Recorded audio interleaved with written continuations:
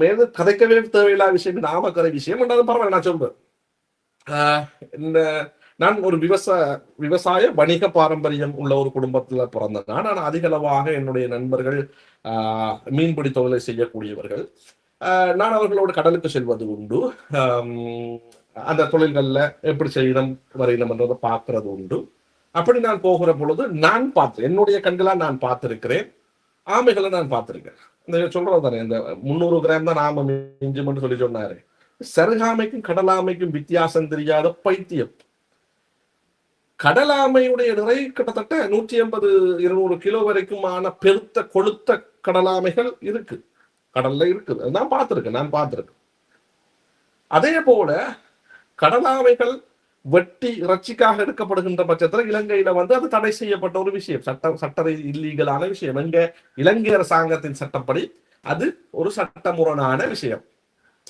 அந்த நேரத்துல தமிழ் தேசிய அரசாங்கம் இயங்கி கொண்டிருந்த காலத்துல தமிழீழ விடுதலை புலிகளால் ஒரு வேறு சட்டம் ஒன்று பின்பற்றப்பட்டு கொண்டிருந்தது. இலங்கை சட்டத்தின்படி இன்றைக்கு கடலாமைகளை வேட்டையாட முடியாது. அப்ப வேட்டையாடப்பட்ட கடலாமைகளை கோட்ஸு கொண்டு வரைக்குள்ளேயே பார்த்தா தெரியும், 30 கிலோ 40 கிலோவுக்கெல்லாம் ஆமை இறைச்சியை கொண்டு வருவது உண்டு. அப்ப இந்த இறைச்சி விஷயத்திலேயே இந்த மனநோயாளிக்கு அது கடலாமையா சருகாமையான்றே தெரியாத ஒரு மனநோயாளி இவர். அப்ப இவர்த்த குற்றச்சாட்டை எடுக்க தேவையில்லை. சீமான் ஆம சாப்பிட்டு இருக்கலாமே சாப்பிட்டு அதுக்கான வாய்ப்புகள் 100க்கு 110% இருக்கு. நீங்க இன்றைக்கு வந்தீங்கன்னாலும் கோர்ட்ஸ்ல ஒரு ஆமை வேட்டையாடிய பிரச்சனை ஒன்று வந்திருக்கும். ஆமை இறைச்சியை உண்மையிலேயே கரையோர கிராமங்கள்ல விரும்பி சாப்பிடப்படுகின்ற ஒரு உணவு.